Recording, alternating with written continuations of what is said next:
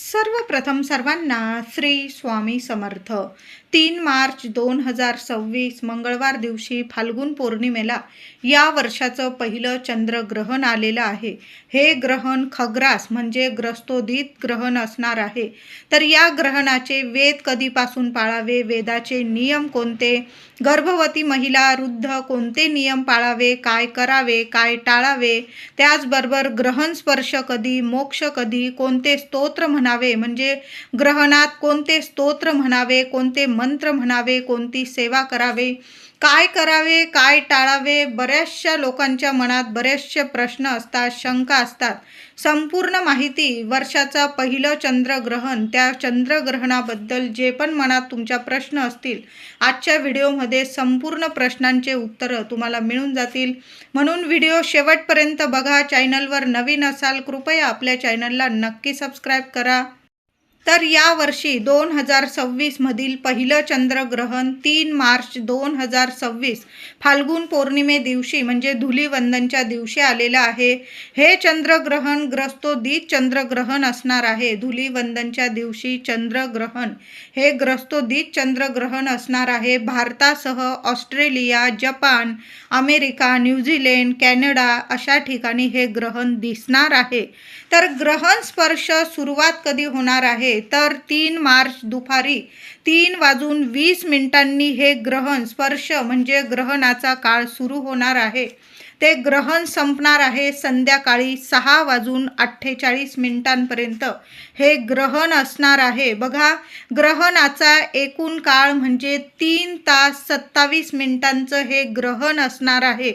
3 तास 27 मिनिटांचं हे मोठं चंद्रग्रहण आलेलं आहे. 2026 मधलं सर्वात मोठं आणि पहिलं चंद्रग्रहण आलेलं आहे. ग्रहणाचा पुण्यकाळ संध्याकाळी 6:20 ते ग्रहण संपेपर्यंत म्हणजे 6:48 हा ग्रहणाचा पुण्यकाळ असणार आहे. या काळात या वेळात जर आपण मंत्र स्तोत्र पठन केले तर 1000 पटीने आपल्याला पुण्यफळ मिळणार आहे. ज्यांच्या कुंडलीतील चंद्र मजबूत नसेल किंवा शुक्र मजबूत नसेल, काही अडीअडचणींना तुम्ही खूप सामोरे जात आहात, तर ग्रहणाचा पुण्यकाळ 3 मार्च 2026 मंगळवार दिवशी संध्याकाळी हा ग्रहणाचा पुण्यकाळ आहे. हा 28 मिनिटांचा पुण्यकाळ खूप खूप महत्त्वाचा आहे. सर्वांना माझी विनंती आहे, या वेळात या काळात तुम्हाला झालं तर आधी स्नान करून घ्या. स्नान केलेलं असेल सकाळी किमान हातपाय धुवून घ्यायचे आहे स्वच्छ, आणि देवघरात आसन घेऊन बसायचं आहे. दिवा अगरबत्ती करून घ्या आणि तुम्ही ज्या देवांना म्हणजे इष्ट देवतांना मानतात त्या देवांचं स्तोत्र मंत्र आवर्जून पठन करायचं आहे. थोडंसं मोठ्या स्वरात पठन करा. आपल्या लेकरांच्या कानापर्यंत पोहोचू द्या. आपल्या वास्तूला सुद्धा आपल्या देवांची सेवा आपण जी करतो ती पोहोचू द्यायची आहे. आणि ग्रहण काळात म्हणजे पुण्यकाळ, ग्रहणाचा पुण्यकाळ खूप महत्त्वाचा असतो. या वेळात या काळात केलेली सेवा 1000 पटीने आपल्याला पुण्यफळ प्राप्त करून देत असते. म्हणून या वेळात या काळात नक्की सेवा करायची आहे. तर सेवा काय करायची? श्री स्वामी समर्थ, श्री स्वामी समर्थ 11 माळी जप करा. महिलांनो, दादांनो, खरंच विनंती करते, या ग्रहणाच्या पुण्यकाळात आवर्जून सेवा करा. हा अर्धा तासाचा म्हणजे 28 मिनिटांचा हा पुण्यकाळ खूप महत्त्वाचा आहे. तसं तर ग्रहण सुरू होताच ते ग्रहण संपेपर्यंत मोक्षापर्यंत तुम्ही सेवा करू शकता, पण ग्रहणाचा पुण्यकाळ खूप महत्त्वाचा असतो. 6:20 ते 6:48 हा 28 मिनिटांचा पुण्यकाळ खूप महत्त्वाचा आहे. स्वामींचा मंत्र जपा. श्री विष्णूंचा ओम नमो भगवते वासुदेवाय नमः या मंत्राचा जप करा. माता लक्ष्मीचा ओम श्रीम नमः ओम श्रीम नमः या मंत्राचा जप करा. पुरुष सुक्तम पठन करा. स्त्री सुक्तम पठन करा. त्याचबरोबर चंद्रदेवांचा मंत्र श्री सोमाय नमः ओम श्री सोमाय नमः या मंत्राची किमान 1 माळ का होईना, जेवढी सेवा होईल ना, अगदी पठन करायचं म्हणून नाही, ते आपल्याला कळलं पाहिजे, आपल्या मनापर्यंत हृदयापर्यंत पोहोचलं पाहिजे. म्हणून मनापासून 1 माळ जरी केली तुम्ही चालेल. जास्त सेवा झाली तर अतिशय उत्तम, पण जी कधी पण कराल, मनापासून करा, हृदयापासून करा, 1000 पटीने तुम्हाला पुण्य फळ मिळणार आहे. कितीही कठीण त्रासात असू द्या तुम्ही, क्षणात मार्ग देवी देवता तुम्हाला काढून देतील. म्हणून या पुण्य काळात, चंद्रग्रहणाच्या पुण्य काळात सेवा आवर्जून करा.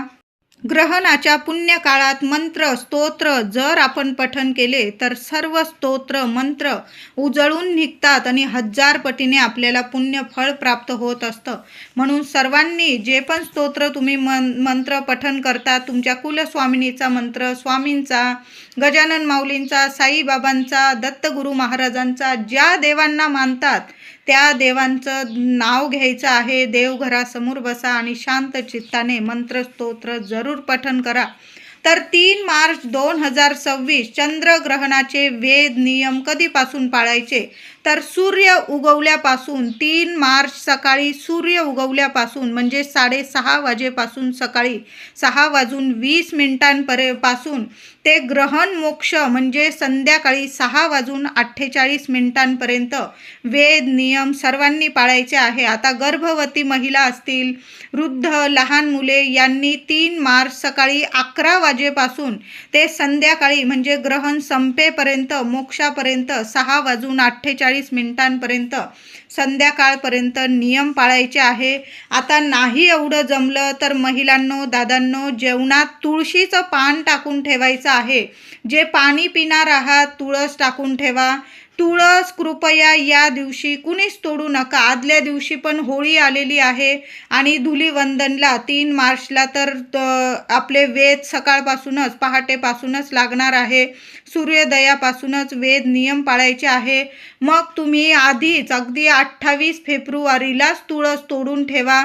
तुळस काही शिळी होत नाही. एखाद्या नीट ठेवून द्या, पाणी वगैरे शिंपडून नीट राहील तुमची तुळस. किंवा तुम्ही फुलवाल्या दादांकडून विकत आणली तरीही चालेल. पण ग्रहणाच्या वेद नियम काळात कुणीच तुळस तोडू नका, कृपया तोडू नका. आदल्या दिवशी पण होळी आहे, होळी पौर्णिमेला कुणी तुळस तोडू नका. आधीच तुळशीची तयारी वगैरे करून ठेवायची आहे. ग्रहण आहे, सर्वांनाच माहीत आहे. तर गर्भवती महिला असतील, लहान लेकरं असतील, आपण सर्वांसाठीच या दिवशी सकाळीच महिलांनो, जे पिण्याचं पाणी भरणार असाल, जे तुम्ही जेवण तयार केलेलं आहे किमान एक तुळशीचं पान टाकून ठेवायचं आहे. म्हणजे ग्रहणाचे कुठलेही दोष आपल्याला पण लागत नाही, किंवा पाण्याला किंवा आपलं अन्न असतं त्यात सुद्धा कुठलेही दोष लागत नाही. मग तुम्ही ते जेवण किंवा पाणी पिलं तरीही चालेल. काही ठिकाणी बघा अगदी हंडे फेकून देता. ग्रहण संपलं की सर्व पाणी अगदी नवीन भरलं जातं. असं कृपया करू नका. पाणी फेकायची काहीच गरज नाही आहे. ग्रहण संपल्यानंतर पण तेच पाणी आपण पिऊ शकतो. जर तुम्ही जरी तुळशीचं पान त्या पाण्यात किंवा जेवणात, खाण्यापिण्याच्या वस्तूंमध्ये टाकून ठेवलं ना, तर कुठलंही अन्न टाकून देण्याची गरज नाही तुम्हाला. आणि पाणीसुद्धा सांड वगैरे करायची गरज नाही, नवीन पाणी भरायची गरज नाही. ते पाणी आपण पिऊ शकतो. अगदी सर्वांनी, जिथं गर्भवती महिला आहे, लहान लेकरं आहेत त्यांनीच नाही तर सर्वांनी, भारतात तर सर्वांनी म्हणते, एक तुळशीचं पान जेवणात पण टाकून ठेवा आणि पिण्याच्या पाण्यात किंवा ज्या वस्तू असतील तुमच्या खाण्यापिण्याच्या त्या वस्तूंमध्ये एक तुळशीपत्र टाकून ठेवायचं आहे. कुठलेही दोष तुम्हाला लागणार नाही. तर गर्भवती महिलांनी कोणते नियम पाळायचे, तर महिलांनो, गर्भवती महिलांनी सकाळी 11 वाजेपासून ते संध्याकाळी 6:48 म्हणजे ग्रहण संपेपर्यंत थोडे का होईना महिलांनो नियम जरूर पाळायचे आहे. यावेळेस शांत राहा, शांत चित्ताने फक्त देवांचं नामस्मरण करायचं आहे. घरातले कामं 1 दिवसासाठी बाजूला ठेवा. कुणी असतील घरात त्यांच्याकडून करून घ्या. पतिदेव असतील तुमचे, माऊली असेल तुमची घराजवळ, त्यांच्याकडून करून घ्या. कारण या दिवशी जरासं शांत राहा तुम्ही. चिरणं, कापणं किंवा म्हणजे इतर कामं अजिबात करू नका. शांत राहा, देवांचं नामस्मरण करा, चांगले विचार करा. सर्व काही तुमचं चांगलंच होणार आहे आणि बाळावर सुद्धा कुठलेही वाईट परिणाम होणार नाही. म्हणून शांत राहा, देवघरासमोर बसा किंवा तुम्ही पलंगावर वगैरे तुमच्या बेडवर वगैरे बसू शकता. तुम्ही देवांचं नामस्मरण तुमच्या बेडवर बसून सुद्धा करू शकता. श्री स्वामी समर्थ, श्री स्वामी समर्थ. माळ घ्यायची सुद्धा हातात गरज नाही. जेवढ्या वेळा स्वामींचा मंत्र जपता येईल किंवा तुम्ही ज्या देवांना देवींना मानतात त्या देवांचा मंत्र जपला तरीही चालेल, पण शांत चित्ताने चांगले विचार करायचा आहे. कुठलं पुस्तक वाचत असाल, टी व्हीवर काही प्रोग्राम बघत असाल तर चांगले चांगले विचार येतील आपल्या मनात, असे प्रोग्राम बघायचे आहे. असं पुस्तक वाचा किंवा इतर कामं करत असाल तर चांगले करायचे आहे. चिरणं कापणं घरातलं झाड झूड या दिवशी बाजूला ठेवा, कुणाकडून तरी करून घ्यायचं आहे. आणि तुम्ही दिवसभरात म्हणजे तुम्हाला जेवण वगैरे करायचं असेल तर सकाळी 11 वाजेच्या आत तुम्ही खाऊन वगैरे घेतलं तर अतिशय उत्तम. आता तुमच्या गोळ्या वगैरे असेल आणि टाईमशीर असेल तुमचं, तर मग काय करायचं आहे, संध्याकाळी ग्रहणाचा पुण्यकाळ खूप महत्त्वाचा आहे. गरोदर महिलांनी या गोष्टीची काळजी जरूर घ्यायची आहे. ग्रहणाचा पुण्यकाळ 3 मार्च 2026 रोजी ग्रहणाचा पुण्यकाळ संध्याकाळी 6:20 ते 6:48 हा 28 मिनिटांचा पुण्यकाळ असणार आहे. गरोदर महिलांसाठी सांगत आहे. या वेळात या काळात खाणं पिणं या गोष्टी तुम्ही टाळायच्या आहे.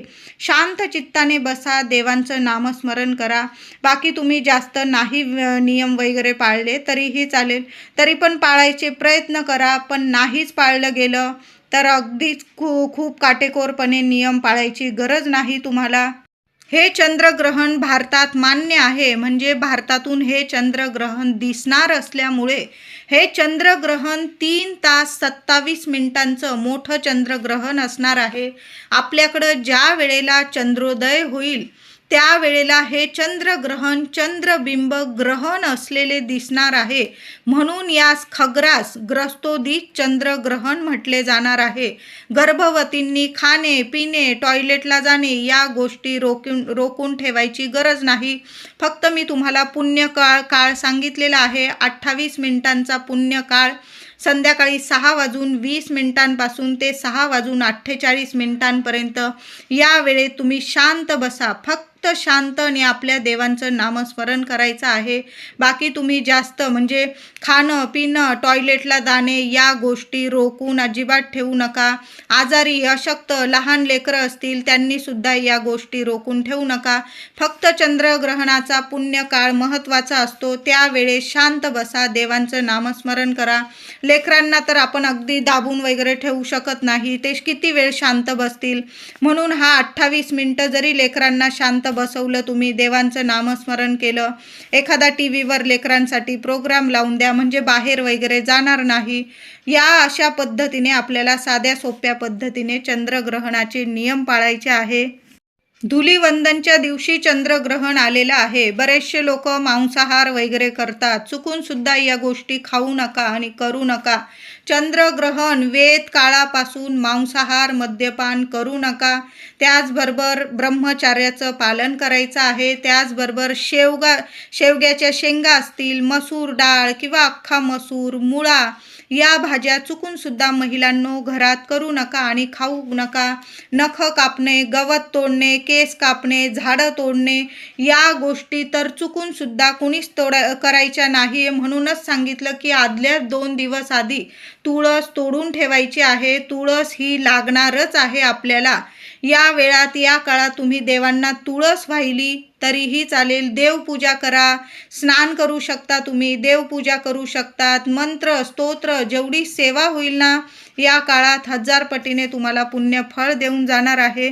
पण चुकून सुद्धा अशा गोष्टी करू नका ज्याचे वाईट परिणाम तुम्हाला मग वर्षभर भोगावे लागतील. आता हे चंद्रग्रहण कोणत्या राशीला शुभ आणि कोणत्या राशीला अशुभ किंवा मिश्र फळ देणार आहे जाणून घ्या. तर मिथुन, तूळ, वृश्चिक, मीन या राशींना अतिशय शुभ फल देणारं हे चंद्रग्रहण असणार आहे.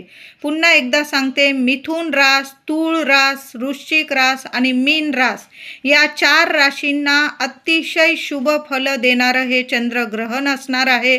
त्याचबरोबर मेष रास, कर्क, धनु आणि कुंभ, मेष, कर्क, धनु, कुंभ या राशींना मिश्र फळ असणार आहे. तुम्हाला पण शुभच परिणाम दिसून येतील.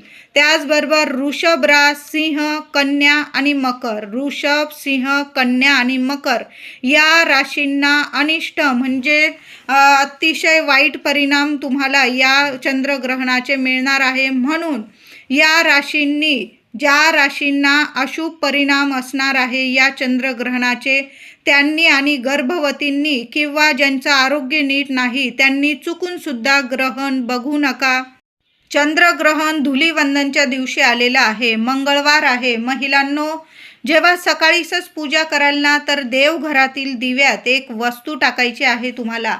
देवघरातील दिवा मग तुमचा तुपाचा असो, गाईच्या तुपाचा किंवा तेलाचा, किंवा दोन्हीही दिव्यांमध्ये या वस्तू टाकू शकता. तर काय करायचं आहे, एक कापराचा तुकडा टाकायचा आहे तुम्हाला. भीमसेन कापूर टाका किंवा साधा कापराचा तुकडा आपल्या मुख्य देवघरातील दिव्यात टाकून ठेवायचा आहे. चंद्र मजबूत होईल.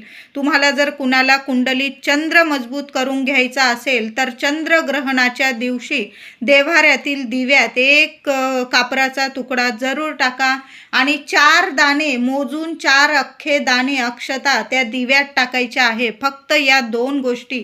इतका चंद्र मजबूत होईल. तुम्हाला काही अडीअडचणींना सामोरं जावं लागत असेल किंवा कारण कुंडलीतील जर चंद्र मजबूत नसेल तर पैशांविषयी सुद्धा खूप अडचणी येतात. म्हणून आवर्जून चंद्रग्रहणाच्या दिवशी आपल्या देव्हाऱ्यातील दिव्यामध्ये एक कापराचा तुकडा आणि 4 दाणे अख्खे तांदळाचे दाणे जरूर आवर्जून टाका. खूप शुभ परिणाम तुम्हाला तुमच्या आयुष्यात दिसून येतील. त्याचबरोबर ग्रहणात तुम्हाला दान धर्म करता आला पुण्य काळामध्ये तर आवर्जून करा. संध्याकाळी कुणाला गोरगरिबांना खायला प्यायला देता आलं, कपडा लत्ता दान करता आला, तुम्हाला जेवढं जमेल तेवढंच म्हणते. अगदीच खूप दान करा आणि मगच पुण्य फळ मिळेल अजिबात नाही. तुम्हाला जर परवडत असेल ना तर जरूर दान करा. एखाद्या कुणाला गरीबाला तुम्हाला शिक्षणाला वगैरे दान करायचं असेल तुम्ही ते दान करू शकता. किंवा तुमच्या घराजवळ जर ब्राह्मण बुवा राहत असतील तर ब्राह्मणाला सुद्धा तुम्ही शिदा वगैरे देऊ शकता. म्हणजे गूळ, तूप किंवा पीठ, मीठ सगळं म्हणजे आपल्याला एक दिवसाचं जेवण होईल असं तुम्ही शिदा म्हणून सुद्धा ब्राह्मणाला या पुण्य काळात जर दिलं तर भरभरून आपल्याला पुण्य फळ मिळत असतं. तुम्ही गरीबाला दान करू शकता किंवा ब्राह्मण बुवांना तुम्ही शिदा दान केली तरीही चालेल. एखादी गोमाता दिसली, गाय दिसली तर आवर्जून गाईला सुद्धा ताजी चपाती स्वतःच्या हाताने खाऊ घाला. या वर्षीच्या होळीला म्हणजे धुलीवंदनाला चंद्रग्रहण आल्यामुळे बऱ्याच लोकांना मनात प्रश्न आला असेल की रंग खेळावा का नाही. कारण वर्षातला सर्वात मोठा दिवस ज्या दिवशी आपण सर्वजण एकत्रित येतो, आनंदाने हा रंगाचा उत्सव साजरा करत असतो, सप्तरंग उधळण करत असतो या दिवशी आपण, तर या दिवशी रंग खेळावे की नाही. अगदी लहानांपासून अगदी मोठ्या व्यक्तींपर्यंत आनंदाने हा उत्सव आपण वर्षातला हा मोठा उत्सव रंगाचा उत्सव साजरा करत असतो. तर महिलांनो, दादांनो, चंद्रग्रहण असल्यामुळे दुपारी 12 वाजेच्या आत 3 मार्च 2026 धुलीवंदनच्या दिवशी रंग खेळण्याचा वेळ म्हणजे दुपारी 12 वाजेच्या आत आपण सर्वांनी रंग उत्सव साजरा करायचा आहे. नंतर वेद नियम जरूर पाळायचे आहे. तुम्हाला थोडा उशीर झाला तर 1 वाजेपर्यंत ठीक आहे. नंतर चंद्रग्रहणाचा स्पर्श होणार आहे. म्हणून या वेळात या काळात रंग वगैरे खेळू नका. आणि ज्यांना अशुभ फल आहे या ग्रहणाचे त्यांनी किंवा गर्भवती महिला, आजारी, अशक्त, लहान लेकरं जास्तीत जास्त घरात थांबण्याचा प्रयत्न जरूर करायचा आहे. म्हणून रंग खेळायचा तर दुपारी 12 वाजेच्या आत जरूर रंग खेळून घ्यायचा आहे. व्हिडिओ आवडला असेल तुम्हाला तर लाईक करा, शेअर करा, चॅनलला नक्की सबस्क्राईब करा. धन्यवाद.